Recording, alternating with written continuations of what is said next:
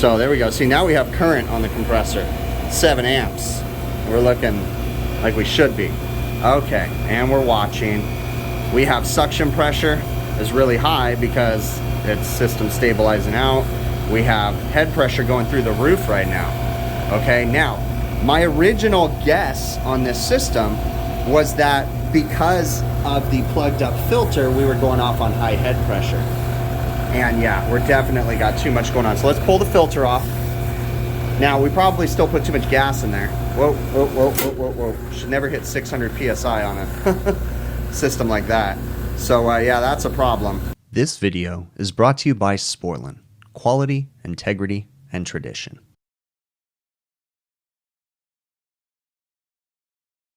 Alright, today we've got a complaint about a glycol unit not working, so the beer is pouring warm and it's up in this scuttle access, so we're going to get up here and see what we can find. Alright, we're up in here and got 2 units, so they said one's at 70, so I'm assuming this one's fine, but we'll still double check.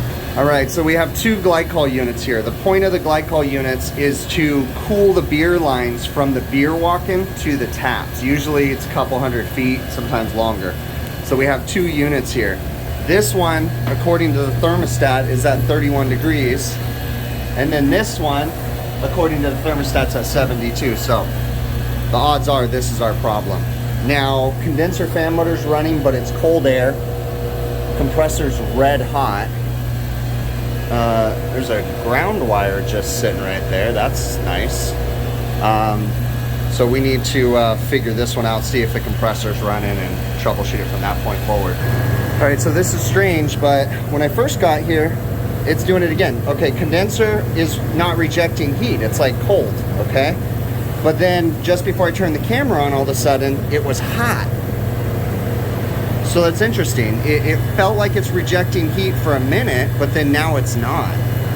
Because it's just room temperature or, you know, 70, 80 degree air blowing out. And for a minute, it was over probably 100 degrees. And again, my compressor is red hot. So at this point, we need to figure out why. What's going on here?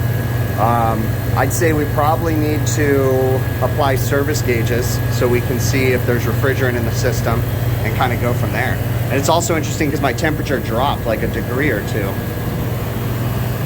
So as far as these units go, I kind of already said this is a glycol unit. It's meant to grab or cool the beer lines from the beer walk into the taps, okay? So you can see the lines coming out right here, and then they're going into the beer walk-in, and then they're wrapping around all the tap lines going underground to the bar where the tap heads are. They have circulator pumps up here that circulates the glycol through. They have like PEX piping or whatever, some kind of rubber plastic piping in there. But they have glycol pumps that circulate the fluid, so those have to be working. There's a giant sump on this one. It's full of, this whole thing is full of glycol, and there's an evaporator in there. And you've got a compressor, condenser, metering device is a capillary tube. It says it's R22. So it's just a basic refrigeration system with pumps, and actually we have 3 pumps. So here we go again. But this time we actually heard the compressor start. You heard it turn on. So I think our problem is that our compressor is turning on and off, but why? We don't know. So at this point, like I said, we need to put service gauges on there to better understand what's going on with the system. All right, so our compressor has 202 volts, and as far as the current goes, it's about 3 amps of current. All right.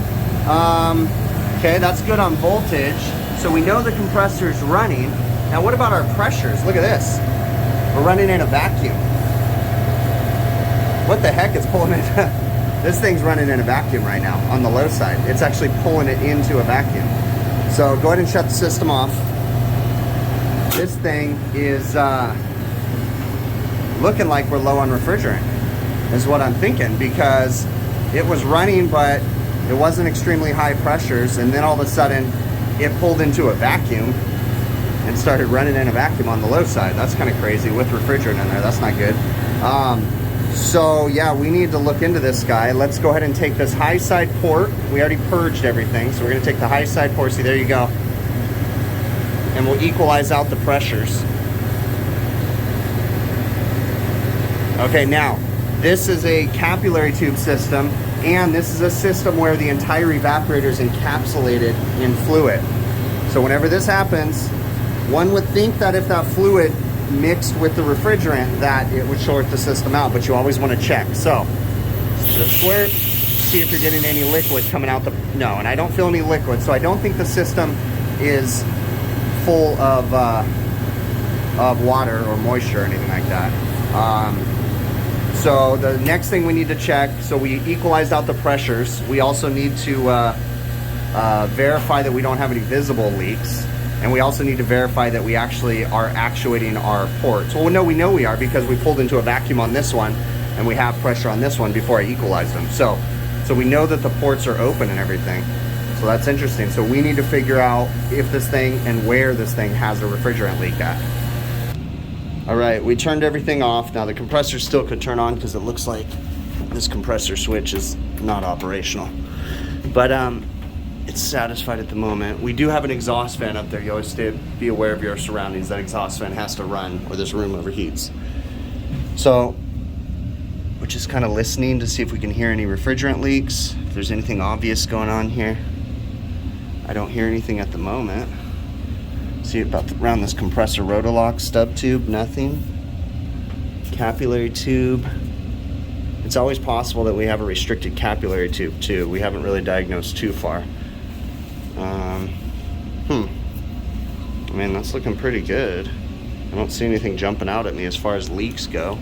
You have up here, one would think we would know if we had a leak. That's the reservoir up there, but you always want to investigate that too. So we'll get this top pulled off and we'll get a visual in there. Looking in this reservoir, because it's off, we're looking for any bubbles. Do we see any bubbles? And I don't see any. I mean, there's like scum or something, whatever that is, but I'm looking at everything. I don't see any bubbles as of yet, so I don't think if there is a leak, it's in here. I think if there is one, it's gonna be down here, possibly, but it's hard to say. Let's simulate what's going on here one more time. We're going to turn the system on one more time and see if it does the same thing again. So when we try to build head pressure, what happens? Everything's safe. Now the pumps aren't on, so, but I mean, for testing purposes, this should be fine. Okay, compressor's running. Starts at about 7 amps, drops down. Suction pressure's dropping too low. This is our capillary tube right here. I'm feeling it because if there's a massive restriction in the capillary tube, sometimes you can actually feel it. But I don't feel any really cold spots. We're definitely pulling into a vacuum. So yeah. Okay, what we're gonna do is get a little refrigerant, add a little refrigerant to the system, see if we can get this pressures to build back up, and then we're gonna grab a leak detector too.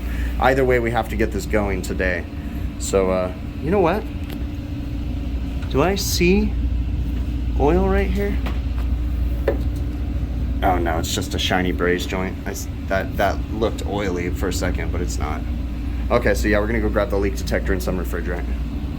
All right, before we attempt to add any refrigerant, we're just doing a quick leak search. I just kind of already went over the common places. Nothing's popping out at me. Back in here, nothing. Go over to where these service valves are. Nothing.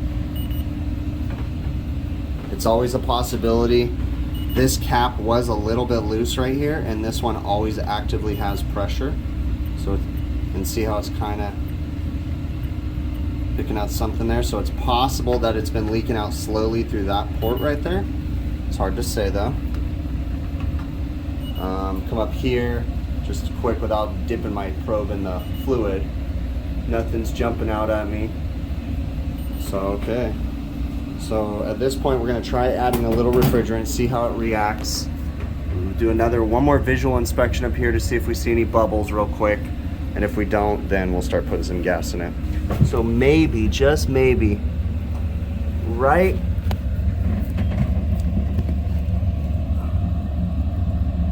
there, if I could do this without getting my phone wet, there's bubbles just around that refrigeration line where it enters, but it could also be that that's where it vibrates too. So what I'm gonna do is kind of give a press down on it, submerge that a little bit more in the glycol fluid and see if the bubbles get worse or if they go away. Looks like they kind of went away. Yeah, I don't know that that's a leak or not. Now I got the stuff all over my hands. It's propylene glycol, so it's not going to kill me, but definitely. Oh, I think I have a cut too. Yeah, that happens to me a lot. I have a cut somewhere because I've got red all over my hand. Go figure. All right, we turned all the pumps back on. They're running. Well, actually, they're not. This one's locked up. Ah, this one's going bad. I just hit it and it started. These ones are running. Oh, is this one? Yeah, I think they might have a couple bad pumps too. Okay, so power's going on. We've already purged our lines, so we can just add refrigerant into the low side once it starts up. We're just gonna add a little bit of refrigerant, see how it reacts. Now, I did a couple things before I added refrigerant. I grabbed the dryer while it was running to make sure it didn't have a massive restriction across it. So I'm using some vitals. I'm not just adding gas willy-nilly kind of a thing. Okay, we're just gonna add a little bit of refrigerant and just kind of see how the system reacts. So we're just adding a little bit of refrigerant. General rule of thumb, it's a capillary tube system. I would say my condensing temp should be about 25 degrees over ambient. So I'd say it's about 80 up here right now. So 90, 100, maybe 105 condensing temp. So we're just slowly adding a little bit of refrigerant. We're building head pressure, so that's a good sign. And we're just kind of watching, seeing how it reacts. Current draw is coming up.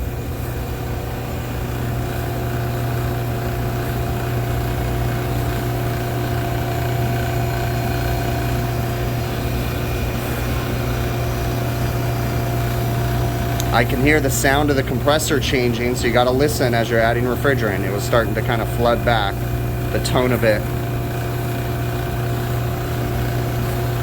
I don't know, man. This pressure's not building. Let's see. It doesn't feel like a plugged up cap tube. And again, very carefully with the condenser fan motor running. I'm going to grab this dryer, make sure it's not cold. It's not hot on either side, so it's not like a restriction. We're just watching. Are we going to pull into a vacuum again? Or is it just still low on refrigerant?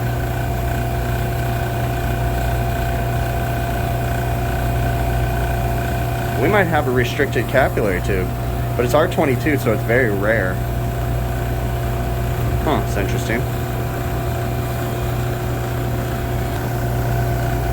I've added a couple ounces and this thing just immediately pulls into a vacuum. So yeah, we've got a restricted something, a restriction in the system. Where it is, I don't know. We'll get some, it's more than likely going to be in the capillary tube, possibly in the dryer. It's interesting because it's really screaming restriction on here. It's not, look at how fast it, I mean, it's been off for 5 minutes and it's not equalizing very fast from high side to low side. So it is screaming a restriction on this guy. So we're gonna get some actual clamps on there and measure the temperature difference. And it's slowly equalizing. All right, so I've got temperature clamps across the dryer. We're gonna turn it on now and see what happens. Let's watch the temperature difference, if there is one at all.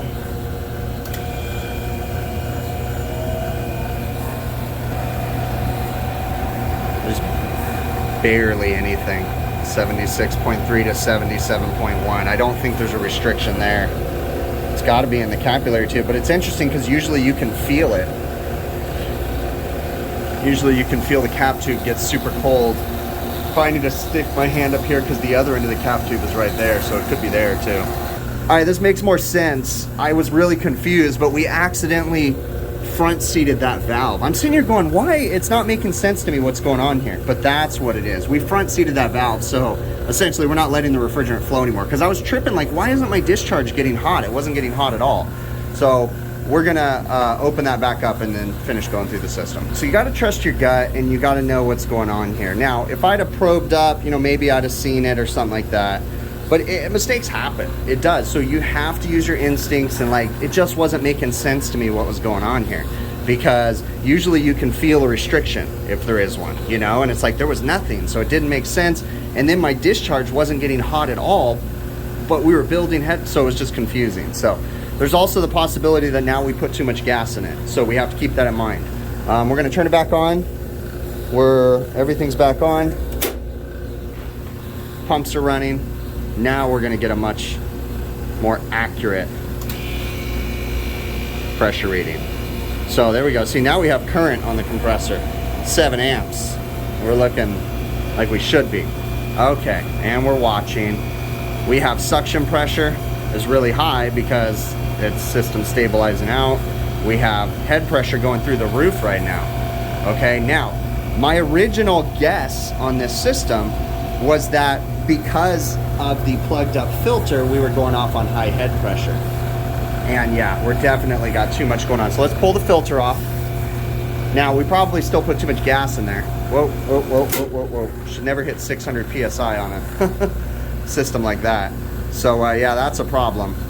We're gonna go ahead and let some of the gas out. We'll go grab a recovery cylinder, dump it into a recovery cylinder, and then check the charge accordingly and see where we're at. You know, mistakes do happen. I had let my apprentice put everything on, and I didn't double check it, so it falls back on me, but it's okay. I mean, we realized before we went too far, essentially, okay? So he's grabbing the recovery cylinder. This is R22, so we don't need to get the recovery machine out. I'll be able to field adjust the charge and get it where I think it needs to be just by dumping gas into the recovery cylinder, more than likely, because I don't think I put more than, you know, a couple ounces or so in this system. Yeah, we'll just do that, and then we'll, you know, finish diagnosing from there. All right, there we go. So, turn it on. I add it just by actuating here. Just watching the system pressures. My head pressure should be, it's about 80 degrees, 90, so we'll go for about 105 condensing temp. That's what we're gonna aim for.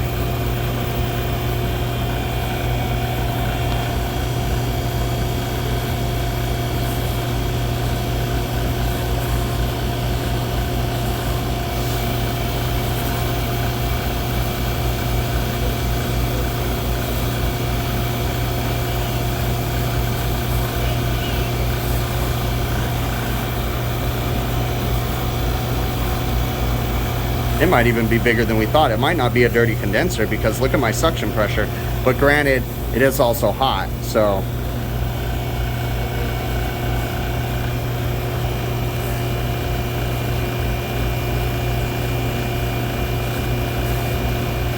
Let's give it some time, see how it reacts. Yeah, it's coming down. It's dropping. We're just under a heavy load right now. We're gonna give it some time, let it run, but the current's running really high too. All right, I went ahead and probed up with my smart, the job link probes. Probably should have done that in the beginning, but I figured that it was gonna be something really obvious. So I think we're about where we need to be. Now, granted, we have really high superheat, really high, because we're still really high in, you know, temperature. So it's gonna take some time to get that down. But I think that we're about where things should be. Subcooling's looking really high. So at this point, I want to try to figure out what the initial problem was, because we kind of got confused with that valve actuation. We don't know where the problem was. So we're gonna go ahead, now that I think we're about where we should be for pressures, we're gonna put this filter back on and see what it does to our system, and see, you know, how our compressor reacts to that too, and then just give it some time. So I wanted to do an experiment. I sent my apprentice down and I had him close the hatch. And I want to see how hot it gets with that dirty filter on there. Now the dirty filter did drive up my head pressure, by the way, too. But I want to see how hot it gets up in this area right here. So right now, it's 80 degrees. So we're gonna give it some time. Oops, what did I do? We're gonna give it some time and let the temperature build up in here. And I want to see how hot we can get it up here and here. All right, so I have a few hunches here. Number one, this light was on, okay? And this is a really hot light, so it's just sitting here heating up this room. We had a somewhat dirty filter. It's not the end of the world, but it's somewhat dirty. But once between closing that hatch, they do have an air intake over here, but it's like very little. I'll come over here and show you. And it goes into their server tower right there. So the way that this works is they have a server room right below here, just a tiny one for a rack, and they draw the air through the door vents across the server tower, in through here, and then out through this exhaust fan. The exhaust fan is clearly running, but with this floodlight on, this shouldn't be in here, but this thing is generating some serious heat. I can't even touch it, it's so hot. Now it was on when I came up here, so they should be shutting that off right there, or even putting a motion sensor or something in here. But you can clearly see that our head pressure is climbing, our current is climbing, the compressor eventually is going to overheat. It's red hot right now, and look at our compressor superheat, 80 degrees superheat. It can't breathe. So let's pull this filter off, and you're going to see a little significant drop in pressures, but I still think that it's going to get too warm up in here. I will also say that they just replaced this door, and it's been missing for a long time. In a perfect world, I'd like them to put a mini split up here, but they only have done that at a few locations. I suspect that they just had this door installed, and that made a difference too. So we're slowly starting to drop a little bit, but I still want to just let it, I want to see how hot it can get up in this room. So the more I think about it, I didn't have this unit running either. So once I turn that unit on, it starts getting even hotter up here. And then that panel was right there. See right there, I took it off because it actually had hinges and put it up here because that needs to stay off. And they just had this replaced not too long ago because the old one was missing. But it's actually helping because they need to put in a mini split up here. I'll talk to them, but I don't know if they're gonna let me do it. But they also need to replace this unit. But we're still letting it come down to temp to make sure it works. But their kitchen AC is not working 100% either. Yeah, and see it's pulling 85 degree air across that thing, so it's warming up too now that I turn this guy on, for sure. Yeah, and once I turn this unit on, it's generating some serious heat, and then my temperature is even climbing higher with the panel off. I have the door off at the moment, so it's almost 90 degrees. So imagine closing that door, leaving this light on, it'll get well above 100 up here. And I believe, and then with a slightly dirty filter, I believe it was all adding to this problem. And then, like I said, their kitchen AC actually has a restricted metering device. It's a carrier fixed orifice metering device, you know, the actuator headers. And so it's only got a 10 degree TD across it because one of them's like completely restricted. So it's kind of all adding up. And then you have a really old GLYCOL unit, you know, so just like a multifaceted problem here. Another thing I was realizing too is looking at this condenser, it's actually pretty dirty inside. And this is one of those things where they just started doing PMs. I think we've only done one or two, maybe one. And you know, obviously we can't get to everything when we do it. We've been focusing on the roof, but for the longest time these units ran without PMs, so these condensers got completely impacted. But if you look at it, I mean, you can't clean it with water because it's not a, you know, this is kind of one of those things, you know, not doing PMs, it catches up with you. That condenser needs to be thoroughly washed. I'm going to try to blow it out with my blower, but I have a feeling it's impacted with dirt. Let's see how bad this gets.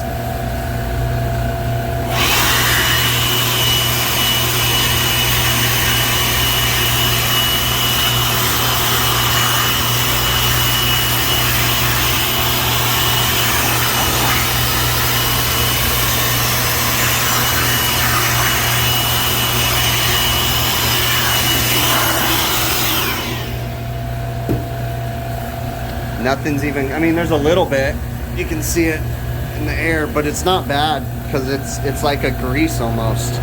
It's thick in there, so there's not a whole lot we can do about it. It's really taken a while. And mind you, this GLYCOL, this thing's been down for a day. They didn't make me come out on overtime. This is Monday now. And also look at this, someone pinched the wires in that control. But it's 51 degrees according to this sensor, whether or not that's accurate. And we're looking better. We still have really high superheat though, so we got to get that suction line temperature down, but it's got to get that fluid temperature down. As far as compressor current, we're looking good too. We're dropping down 4.74. We got our condenser temperature to drop down significantly, so now we're right at just about a 30 degree condenser TD, so that's better than it was. As So it's just taking some time. All right, we are looking much better. I'd like to see my evaporator temperature a little bit higher, but it's not the end of the world. It's like my liquid line temperature clamp had come off. But it's doing pretty good, guys. We have a 25 degree condensing temp over ambient, which is pretty good for a capillary tube system. It's cooling off up in here, 76 degrees, now that we've had some time and this is coming up. This thing's coming down. It's at 48 degrees. It's going to take a long time. Still another hour or two, probably. But last thing I want to check, we haven't shut off on thermal overload. The compressor's still extremely hot, though. I'm afraid to shut it off, to be honest with you, because it's going to, you know, be pretty hot. But I would like to test the starting components, too. So I think we are going to shut it off. We're just going to let it cool down a little bit, test the starting components just for giggles to make sure all is good with those. Again, I'm pretty confident the problem was, you know, that mixture of everything, really. So, all right, we're about 96 microfarads, and it's an 88 to 106 start capacitor, so that's good. And then we'll test the run cap real quick. Well, that's interesting. This is a 15 microfarad capacitor, and we're not measuring yet. So we have a bad run capacitor on this guy, which could be adding to problems too. All right, I ran. We're still coming down to temp. It's still 44. I ran and got starting components. I've had it running this whole time, but we're gonna put the starting components on this guy. When I change start components, I change them as a set, all three of them. So yeah, that's where we're going. All right, we're back on and running. Still coming down in temp. They're gonna have to, I'm gonna really strongly urge them to consider replacement of this unit. It is really getting worn out. The suction line's finally starting to cool off, but it's just, you know, that fluid has just been so high in temp for so long. It's gonna take a while to bring that whole bath down, but crazy. All right, well, that's it for now. We'll follow up with them. It shows you how easy one simple mistake can make everything just snowball, can make you go down a rabbit hole. Nobody's perfect. Everybody makes mistakes. This was a great learning moment for my apprentice. And when I told him what happened, he's like, oh, I immediately knew. And he, you know, it's not that he doesn't know. Like, you know, it's just he made a mistake. That's it. It's no big deal, guys. People make mistakes. It's what you do to remedy them, right? And it's how you take care of the customer. So there was no permanent damage here, okay? So as best as I can tell, the original problem was that room was overheating because, like I mentioned, there's just an epic firestorm here, okay? We had a dirty filter. The condenser was dirty. Someone left the light on in that room. They just replaced that door, and their kitchen air conditioner was not working. So this unit's located in the kitchen. The kitchen AC cools the area down below this, and that air is drawn across the server tower into this room and then up onto the roof, okay? So when the kitchen AC is not working 100%, you know, the kitchen's not as cool as it should be. I actually got a service call, or that same day they asked me to look at their kitchen, okay, because they said it was like above 80 degrees in the kitchen. Well, that's a whole nother video for another day. Actually, I need to quote it right now because I already know what's wrong with it. But, you know, so it's easy to get caught up in these, and you have to be able to, quote unquote, look at the big picture, right? Now, of course, they need to change this unit. Bottom line, it's a piece of junk R22 GLYCOL unit from 2004. Okay, they've certainly gotten their life out of it. It's very inefficient. The suction read on the compressor is, the suction, the discharge read, something's going on there because it's not as efficient as it should be. You guys saw how when we accidentally put it into a vacuum, it was slowly rising in pressure. Very slowly, but it was slowly rising, which means the reed inside the compressor valve or on top of the compressor valve is starting to leak by is what's happening there, okay? So I believe that it was just a little bit of everything. And then we got up there and we started diagnosing the compressor was going off on thermal overload. We got that to stop. We put our service gauges on it, and then we accidentally front seated the suction service valve instead of cracking it or mid seating it. Okay. In our situation, back seat closes the port for your service gauges. Mid-seat and or cracking the valve just opens it enough so that way you can see system pressure. But we had accidentally front seated it, which is drive the valve stem all the way into the valve. And what that actually did was that stopped the flow of refrigerant from the suction line into the compressor. So therefore the compressor was just pulling on the valve itself, the suction service valve, and it was just running itself into a vacuum. And you know, that's why we were seeing the negative things. And I started going down a rabbit hole thinking that we were low on charge. I was thinking we were low on charge because of the head pressure. But you know, in hindsight, as I'm editing this video, I'm sitting here thinking, you know what? If it was low on charge, I don't think it would have pulled that far into a vacuum. It'll pull into a vacuum for sure, but I don't quite know if it would have pulled that far into a vacuum. Okay. You know, but you know, like I said, it's easy to kind of go down a rabbit hole and start chasing your tail and then realizing, oh, shoot, you know? So in that situation, once I figured out what happened, it's like, okay, we got to correct this. And then, you know, I had to let the refrigerant out. I just grabbed an empty recovery cylinder. It actually had a little bit of R22 in it, but the system pressure was high enough, and it's R22, so it's a pure gas. So I was able to just dump vapor into the cylinder until I got my operating pressures to where I think they should have been. I don't think I needed to recover the charge. I'm pretty capable of charging the system without, you know, weighing in the charge. But in a perfect world, that's the best bet. Recover the charge and weigh in the factory charge on these things. Now, it's since been about a week since I was out on this service call. No more complaints. So, I mean, it's working. But I did go ahead and let them know, like, I strongly suggest you guys consider replacing this unit. I honestly don't think they will, because everybody's just trying to still survive right now and make any money that they can. So I think they're going to continue to baby it, and it is what it is. But I pulled that door off, and I told them we can't have that door on there until we get the kitchen AC fixed. And even still, that room was never made for 2 GLYCOL units. Originally, it just had the one, and then they've added the second one. So they really need to leave that door off. Or maybe I thought about talking to them about letting me cut a vent into that door.